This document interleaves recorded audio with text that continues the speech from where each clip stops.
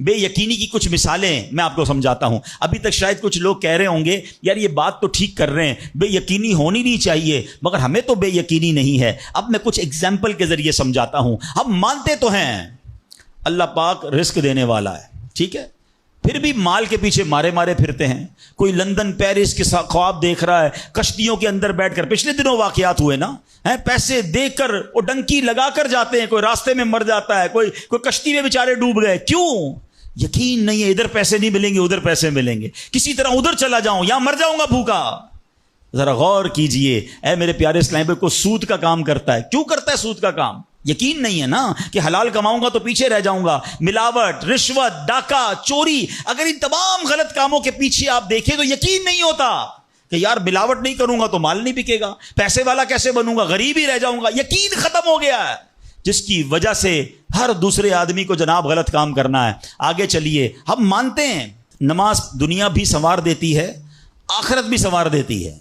سنتے بھی ہیں بولتے بھی ہیں, مگر نماز پر دنیا کو ترجیح دیتے ہیں. یار نماز پڑھوں گا تو کاروبار پہ, دکان پہ کون بیٹھے گا, ہیں؟ نماز پتہ ہے آخرت اور دنیا سنوار دے گی, یقین نہیں ہے. اسی طرح ہم مانتے ہیں کہ مسلمان کی ترقی قرآن پر عمل کرنے میں ہے, مگر نہ قرآن خود پڑھتے ہیں نہ اپنے بچوں کو پڑھاتے ہیں. ہم مانتے ہیں کہ اللہ پاک دعائیں قبول فرماتا ہے, مگر بے یقینی ہے. اول تو دعا مانگتے نہیں ہیں, اور مانگتے ہیں تو یقینی نہیں ہوتا. اب یقین کریں, علماء نے لکھا ہے کہ جو بندہ بغیر یقین کے ساتھ دعا مانگتا ہے نا, اس کی دعا قبول ہی نہیں ہوتی ہے. یعنی مثال دیتا ہوں, آپ بیمار ہیں یا پریشان ہیں یا کوئی مشکل میں ہیں, دعا کرتے ہوئے یہ خیال آ رہا ہے یار مسئلہ حل ہونا تو نہیں ہے, چلو پھر بھی مانگ لیتے ہیں.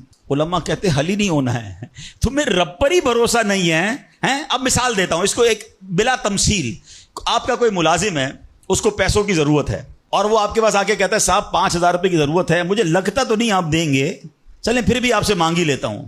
آپ بتائیں آپ اس کو پیسے دیں گے یا ڈانٹ دیں گے کہ جب تمہیں مجھ پر یقین ہی نہیں ہے تو آئے کیوں میرے پاس, مجھے لگتا تو نہیں آپ میری مدد کریں گے, چلے پھر بھی آپ سے کہہ دیتا ہوں میری پہلے ہی آپ نے اس بندے کو ناراض کر دیا نا.